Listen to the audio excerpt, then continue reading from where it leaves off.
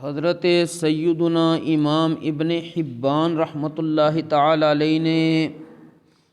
اپنی صحیح دے اندر حضرت سیدنا جندب بن عبداللہ البجلی رضی اللہ تعالی عنہ انہاں کولوں حدیث پاک روایت کیتی ہے، جس حدیث پاک دے مطابق عنوان اے بنے گا دوسریاں دی بخشش دے فیصلے مت کرو۔ مثلاً اگر سانوں کسے نال کوئی ناراضگی ہوئے تے اسی اتھوں تک کہہ دینے ہاں کہ انہوں تے رب بھی نہیں بخشنا، بندہ مسلمان ہے تے او دے بارے اسی فیصلے کر رہے ہیں کہ انہوں تے رب بھی نہیں بخشنا، تے اس بارے نبی کریم صلی اللہ علیہ وآلہ وسلم دا کی فرمانے علی شان ہے۔ کافر دی تے یقیناً بخشش نہیں ہونی، او تے پکا فیصلہ ہے، کیونکہ جڑا کافر مشرک ہے اس نے ہمیشہ واسطے جہنم وچ رہنا ہے۔ مسلمان بندہ جس دے دل وچ رائی دے دانے دے برابر بھی ایمان دی دولت اور نعمت موجود ہے، اس دی آخر کار بخشش ہوئے گی۔ حضرت سیدنا جندب بن عبداللہ البجلی رضی اللہ تعالی عنہ آپ ارشاد فرماندے نے کہ پیارے آقا حضور جانے جانا خاتم النبیین شفیع المذنبین صلی اللہ علیہ وآلہ وسلم نے ارشاد فرمایا ہے، قال رجل واللہ لا یغفر اللہ لفلان، ایک شخص نے کیا اللہ دی قسم اللہ تبارک و تعالی فلاں شخص نو نہیں بخشے گا۔ اس نے تے اتنا کہہ دیتا، نبی کریم صلی اللہ علیہ وآلہ وسلم نے فرمایا فقال اللہ تبارک و تعالی، اللہ تبارک و تعالی نے جواب ارشاد فرمایا، کون شخص ہے جڑا میرے تے قسم کھا رہا کہ میں فلاں نو نہیں بخشاں گا، قد غفرت لفلان و احبطت عملک، میں فلاں نو تے بخش دیتا ہے، ادھے عمل ضائع کر دیتے نے۔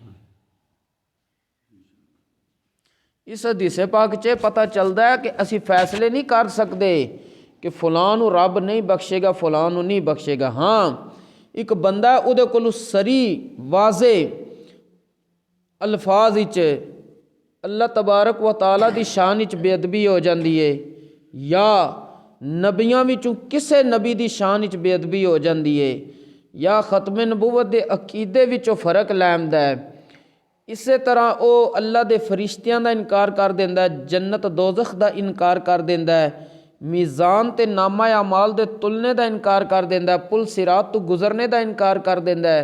حوض کوثر دا انکار کر دیندا ہے۔ یہ جڑیاں چیزاں نے یہ ساریاں ضروریات دین وچ نے، قیامت والے دن دوبارہ زندہ اٹھائے جانے دا انکار کر دیندا ہے۔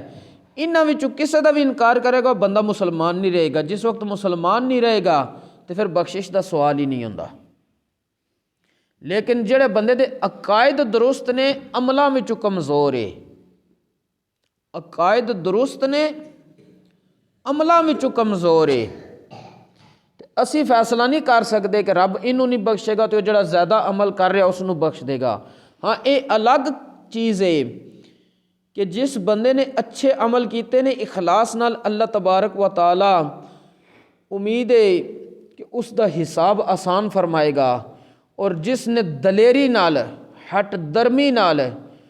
رب دی نافرمانی کیتی ہے، اللہ تبارک و تعالی قہار اور جبار بھی ہے، او دی پکڑ بڑی سخت ہے، اللہ تبارک و تعالیٰ اس دی پکڑ ضرور کر دے گا، اور جس وقت پکڑ کرے گا انجام کار یہ ہوئے گا، اللہ تبارک و تعالیٰ اپنی رحمت نال یا نبی کریم صلی اللہ علیہ وآلہ وسلم دی سفارش نال شفاعت نال اس بندے نو آخر کار جہنم تو چھٹکارا دے کے جنت عطا کر دے گا۔ لیکن اے نہیں اسی یقیناً کہہ سکتے کہ تینوں تو رب بخشنا ہی نہیں ہے۔ لہٰذا آئندہ تو یہ جملہ سانو سوچ سمجھ کے کسی مسلمان دے بارے بولنا چاہیے کہ تینوں رب نہیں بخشے گا۔ حدیث پاک وچ نبی کریم علیہ السلام نے کی فرمایا کہ ایک شخص نے اللہ تے قسم کھا لی سی، اللہ دی قسم اللہ فلاں نو نہیں بخشے گا، تے اللہ تبارک و تعالی نے فرمایا کون شخص ہوندا ہے جڑا میرے تے قسم کھا کے کہہ رہا کہ میں فلاں نو نہیں بخشاں گا، اس نو دس دیو کہ میں فلاں نو بخش دیتا، تیرے عمل ضائع کر دیتے نے۔ اللہ تبارک و تعالی سانو دین اسلام دا صحیح فہم نصیب فرمائے، لیکن جیڑیاں چیزاں نے ساڈی ذمہ داری وہ بھی سانو پوری کرنی چاہیے۔ مثلاً اساں کلمہ طیبہ پڑھیا، کلمہ شہادت پڑھیا، گواہی دیتی ہے کہ اسی گواہی دینے اللہ تو سوا کوئی عبادت دے لائق نہیں، وہ اکیلا، وہ دا کوئی شریک نہیں،